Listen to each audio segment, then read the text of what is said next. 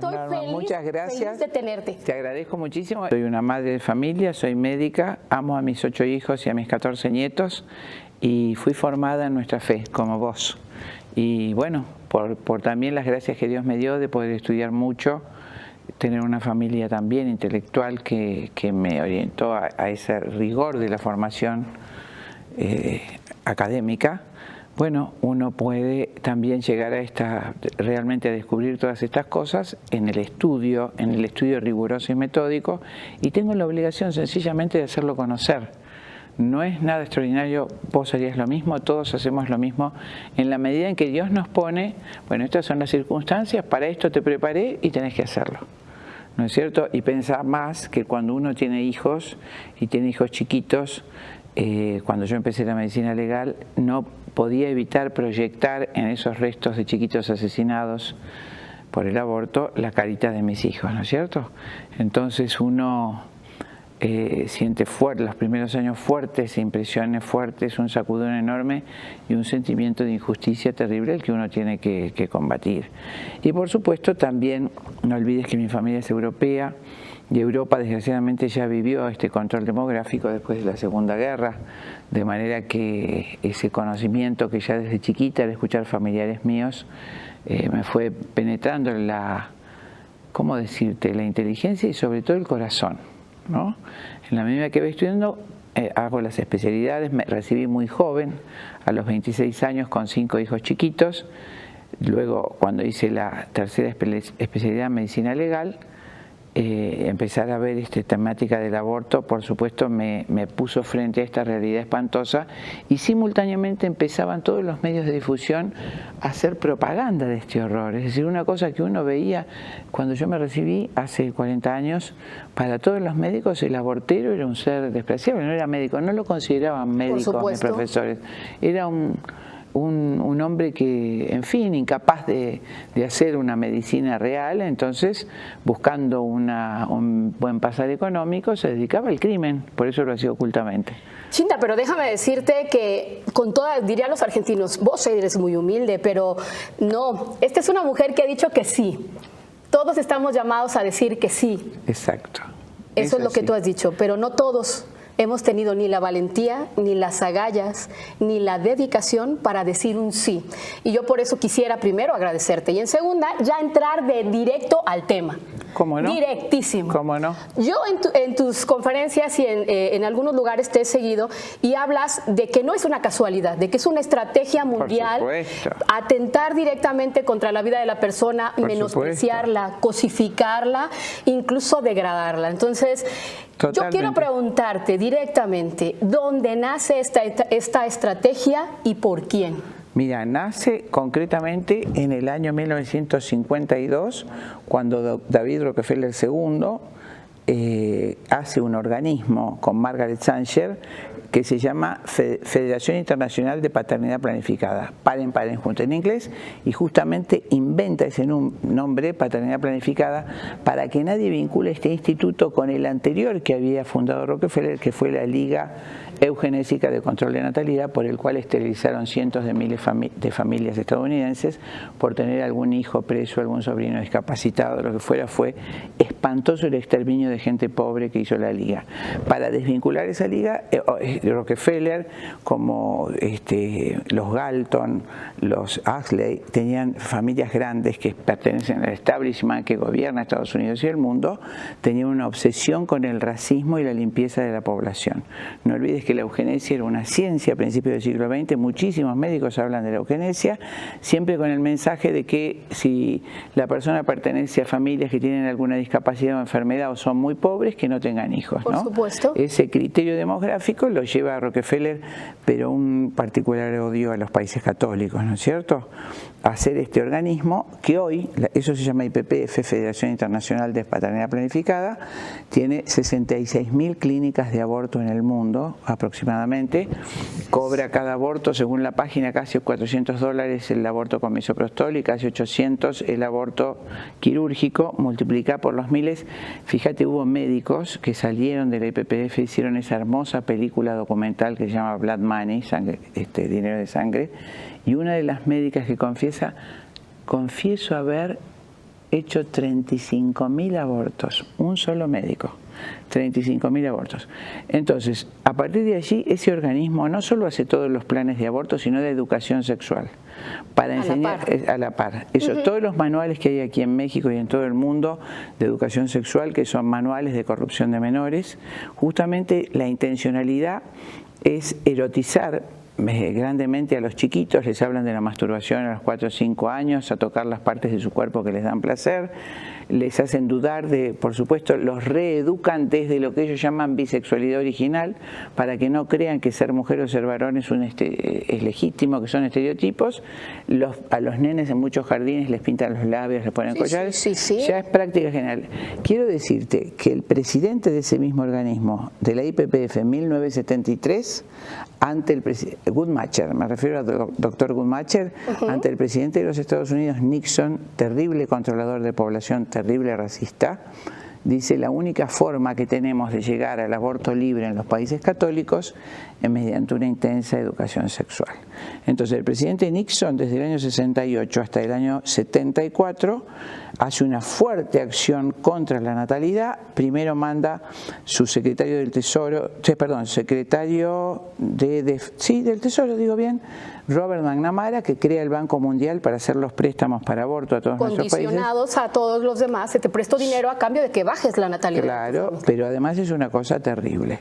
Ya Estados Unidos necesitaba explorar otros lugares con minerales para su industria, y en ese momento Bolivia era un país muy rico, el más rico en minerales.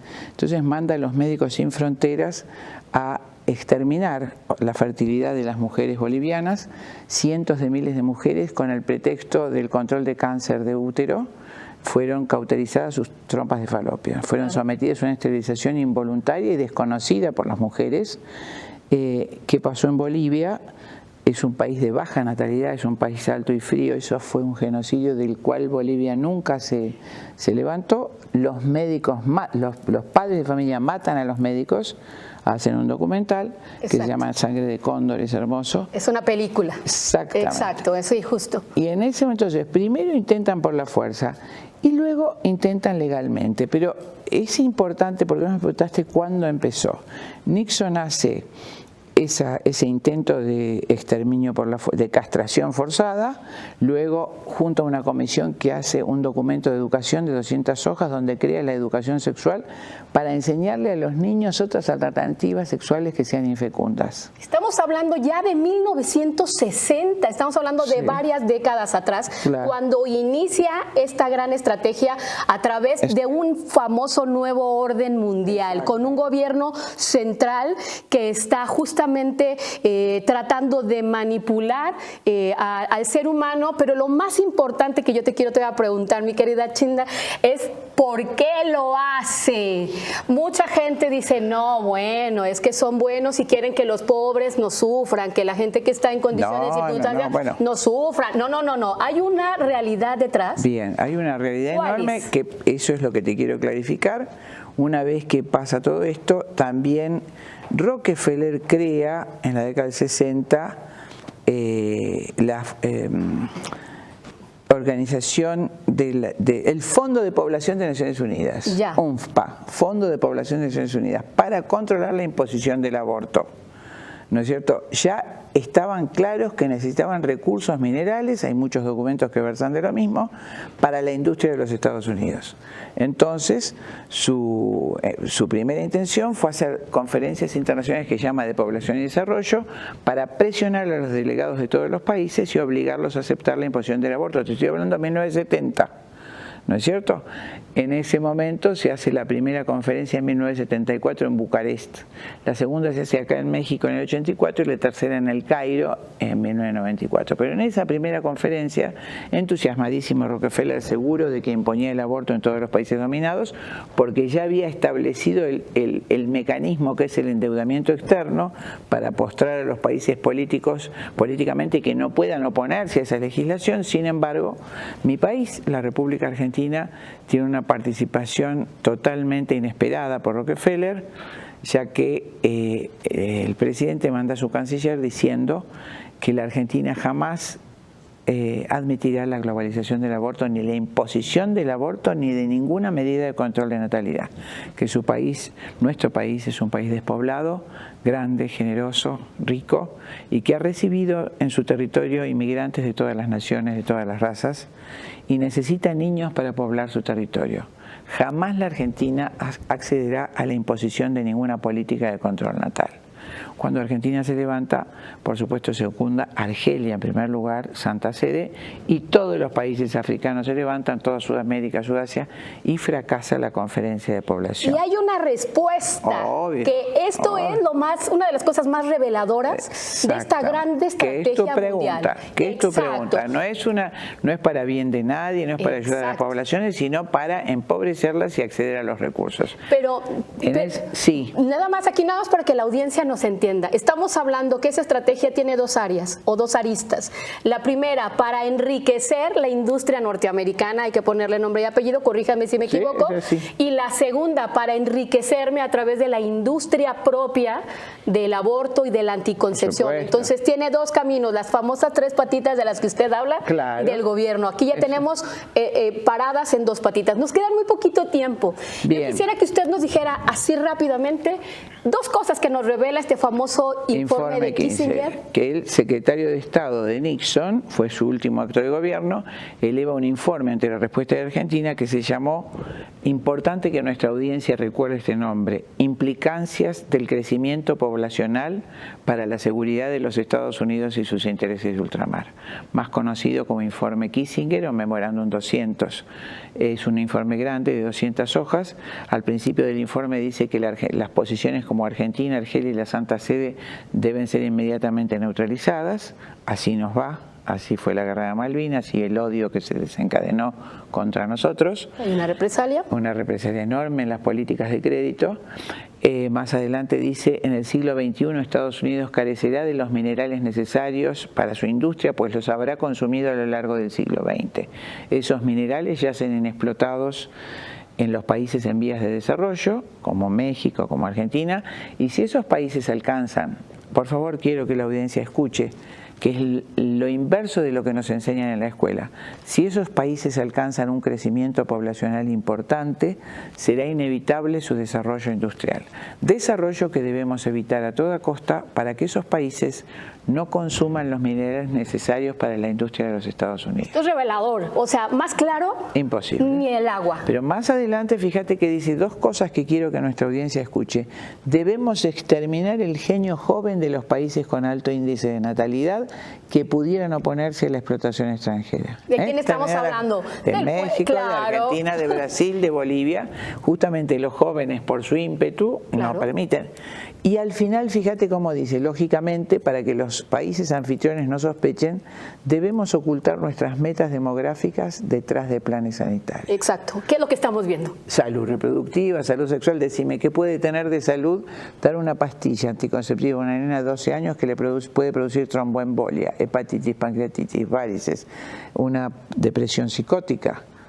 Trastornos mentales? ¿De qué salud estamos hablando? Digamos, vamos a esterilizar a las nenas, puede provocar esterilidad. Después, Europa reporta infinidad de casos de menopausia precoz a los menos de 30 años porque les dan a las nenas desde los 12 años anticonceptivos. ¿Qué puede tener de salud?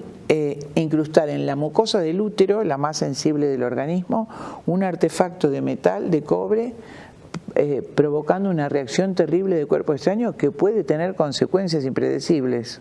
Yo tengo una pregunta, nos queda poco tiempo, yo te quiero aprovechar, estoy emboada, estoy enamorada de lo que nos estás diciendo y dándole mucho sentido a lo que vemos, pero yo no quiero dejarte ir en esta entrevista en particular sin decirte, nos estamos enfrentando ante un Goliat. Totalmente. Grandísimo, y somos los David, pero todos los Goliat tienen un talón de Aquiles. Y el talón de Aquiles de Goliat en la Biblia fue minimizar a su oponente. ¿Cuál es, a tu juicio? ¿Has estudiado y has dado infinidad de cátedras? ¿Cuál sería el talón de Aquiles de nuestro Goliat? El talón de Aquiles sería, por supuesto, al menospreciar como Goliat la pequeñez de nuestros pueblos, nuestros David, es subestimar la capacidad de conocimiento que nuestro pueblo tiene al abrir su mente y su corazón. Pero además él desconoce el verdadero armamento de David y el verdadero armamento nuestro, que es la fe. La pregunta es, ¿qué es lo que estamos haciendo o dejando de hacer como sociedad que esa estrategia se ha permeado hasta los huesos y nos hemos creído un discurso aun cuando atente contra mis propias creencias? Sí, totalmente. Ha habido en nuestro continente hispanoamericano, latinoamericano, llamémosle como queramos, una pereza espiritual y una pereza intelectual. Cuando las primeras voces se levantaron hace 30 o 40 años, todo el continente debió escucharlas, porque la Argentina leyó inclusive en el Consejo, la Asamblea Legislativa en la reforma de la Constitución en el 94, ante los delegados, cuando se firmaron los pactos internacionales, el informe Kissinger. Y nuestros queridos amigos de nuestro continente y por supuesto con quienes compartimos nuestra herencia católica, no quisieron escuchar. Caso omiso. Un caso omiso es más cómodo. ¿Cómo va a ser? Eso es un complot, es una conspiración. No es ninguna conspiración, es política. Siempre ha sido así. No hay nada nuevo. Los egipcios, las guerras de los persas y los griegos, o sea, ¿qué hay de nuevo en la historia? ¿Es cíclica la historia? ¿Es cíclica? ¿Qué es lo que? No es cíclica, es una naturaleza del hombre, el instinto de imperium. El hombre tiene 11 instintos, no el reduccionismo que hace Freud al instinto sexual, tiene instinto religioso. El más grave es su soberbia, el instinto de imperium, se llama el instinto de dominar al otro. Cuando justamente viene Cristo, nos enseña a domar todas esas pasiones y a regirnos por el bien común y la caridad hacia el otro. Cuando desde hace 500 años paulatinamente la sociedad se descristianiza, al olvidar a Cristo vuelve a su barbarie, vuelve a esa necesidad horrible de imperar sobre el otro, de dominarlo y dañarlo. Esa es la realidad de la imposición del aborto, esa es la realidad de la ideología de género, es una ideología profundamente antihumana, profundamente anticristiana, profundamente anticatólica. Y nuestro pueblo, por supuesto, si se pone de pie como hizo la Argentina, que espero que nuestro país se mantenga, invocando su tradición cristiana, por supuesto que Dios jamás lo va a abandonar. Y ese es el talón de Aquiles de Goliat. Usted nos dice que una de nuestras fortalezas es la fe. Es la principal fortaleza. Por supuesto. Pero si le queremos poner, haciendo una aleación a lo que usted hace de las 3 patitas del poder, ellos tienen 3 patitas, tienen las armas, el dinero y la población o la demografía. Ellos tienen 3 patitas para sostener su poder. Nosotros, defensores de la vida, amantes de la verdad, defensores del matrimonio, de la familia, bla, bla, bla, ¿cuáles serían esas 3 patitas? Nosotros tenemos que recuperar e ir en sentido contrario. Es decir, es una cruzada, ¿no es cierto? ¿Cómo se hacen las grandes naciones, amor? Con familias grandes. Las grandes naciones se hacen con grandes familias. Ustedes son un pueblo joven como Argentina, como toda Sudamérica. Estos jóvenes que están casándose ahora, que hagan matrimonios, que hagan como Roma se hizo grande, porque aún la Roma pagana de la República era monogámica. Y fíjate vos que juraban ante sus antepasados que le iban a ser fiel para toda la vida. Esos matrimonios que fundaron Roma fueron los pater de familia, los patricios. Todos los demás podían vivir. Querían vivir en concubinato, querían vivir libremente, pero no podían legislar. Aquellos que asumían un compromiso para toda la vida eran los que hacían la ley. Y así, con grandes familias, hizo grande Roma. De la misma manera, por supuesto que es informar, luchar, levantarte, sacar el pueblo a la calle, pero mientras, todos los matrimonios mexicanos, jóvenes, todos los jóvenes argentinos tienen que hacer hermosas familias, comprometer su vida en el matrimonio y traer muchos bellos hijos al mundo, muchos mexicanitos, muchos argentinos que rehagan la civilización cristiana. Esa es la solución, amor. Está más claro ni el agua, de verdad esto está extraordinario. Yo le quiero hacer todavía más preguntas y esta es una pregunta personal. Yo sé que tantos años de estudio, tantos años de trabajo, vaivenes, tantas declaraciones tan claras y precisas en contra de instituciones específicas con nombre y apellido, no ha tenido ningún atentado directo hacia usted, hacia su familia, porque bueno, Hay que saber que somos una iglesia perseguida y el que habla de la verdad será perseguido. ¿Usted ha sido perseguida? Mira, por supuesto que verbalmente en los medios masivos y descalificando, porque es la estrategia, justamente la estrategia de esta revolución contra el hombre que tiene los dos caminos, el aborto y la educación sexual, se basa en la descalificación sistemática del que se quiere oponer. Pero no tenemos que temer. Sabemos que iba a ser así. Mira, es conmovedor y esclarecedor el último discurso de nuestro Señor en San Juan, capítulo 15, cuando se despide en la última cena, dice: ustedes están en el mundo, pero no son del mundo. El mundo me persiguió a mí y los perseguirá a ustedes.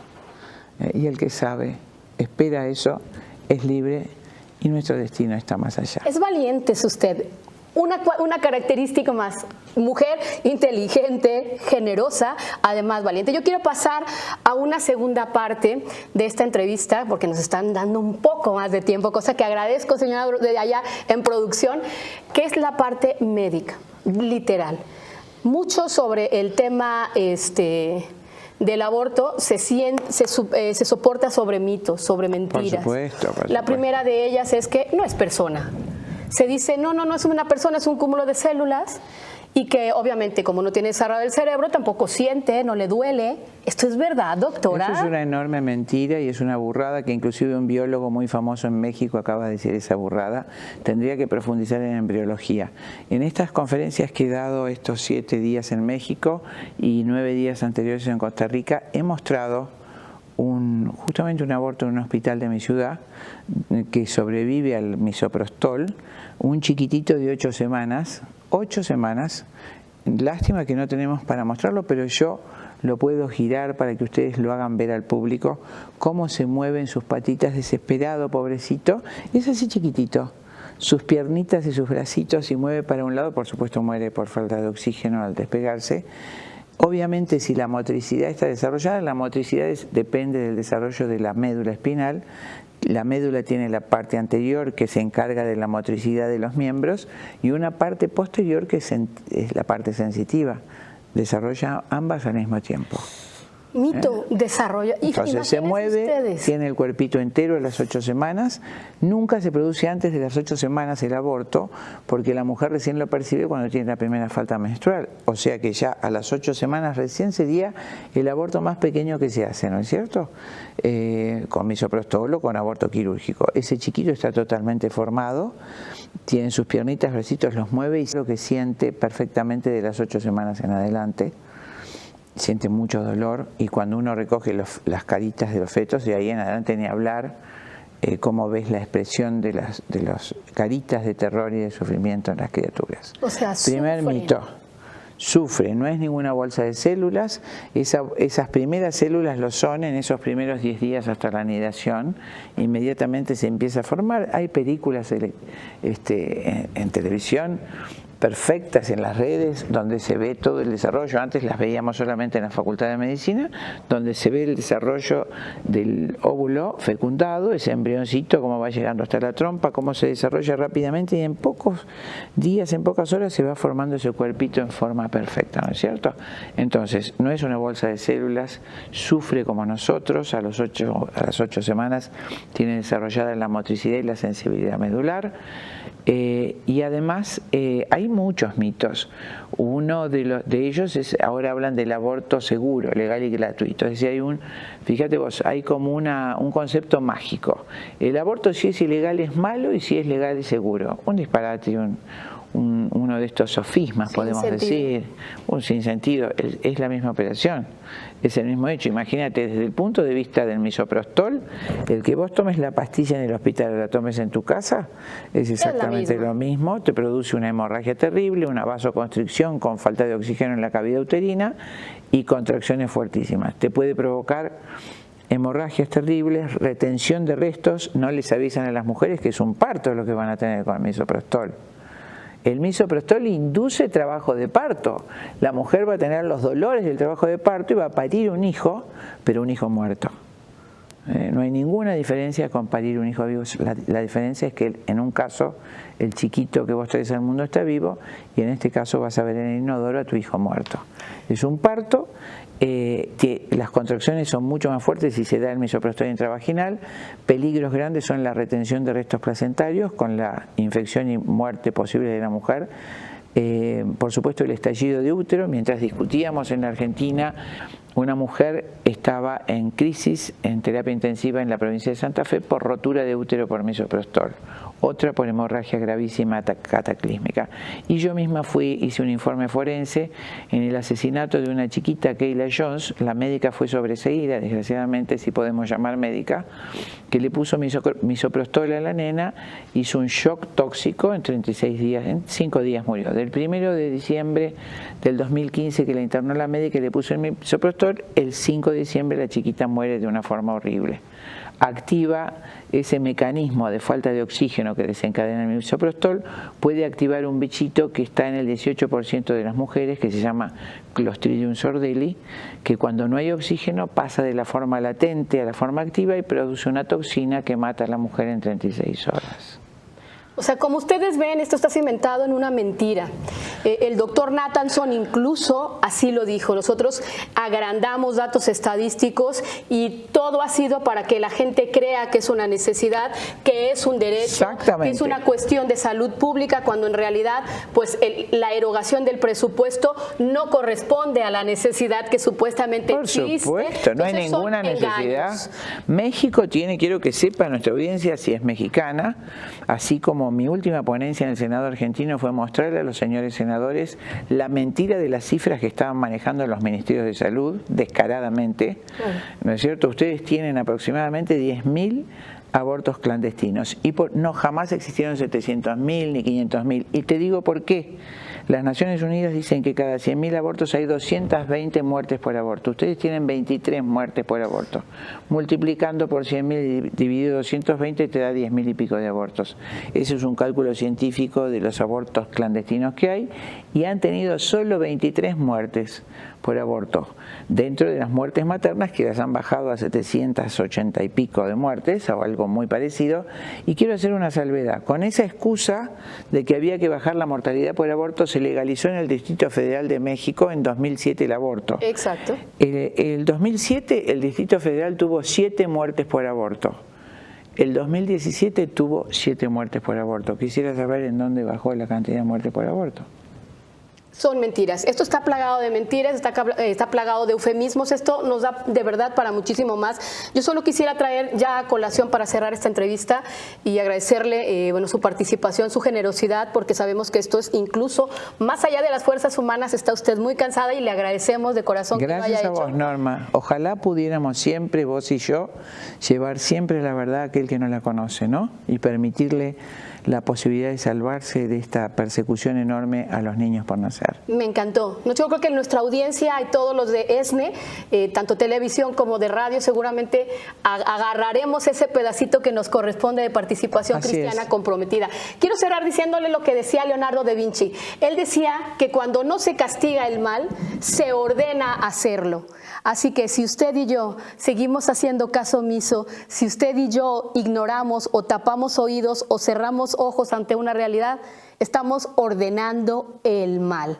Esto fue todo por hoy. Estamos de verdad igual de alegres, pero con muchísimo más sabiduría, con un poquito de lo mucho que usted nos ha compartido. Mil gracias. Gracias a vos, Norma. Gracias. Y gracias a mi querido México.